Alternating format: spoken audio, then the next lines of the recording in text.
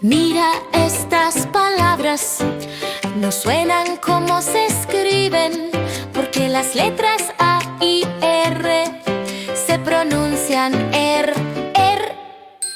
Sí, se escribe así, pero se pronuncia cher.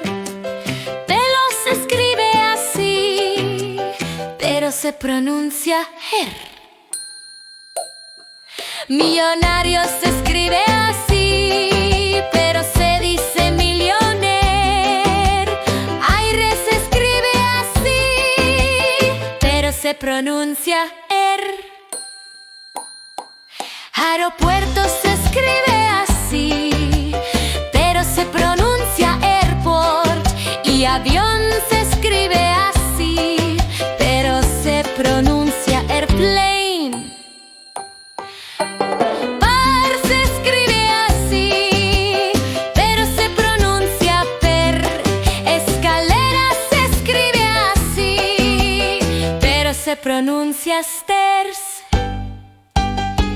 Leamos unas oraciones y practiquemos las palabras que se escriben con estas letras, pero se pronuncian er. The millionaire is sitting on a chair. The airplane is at the airport. I need a pair of bands for my hair.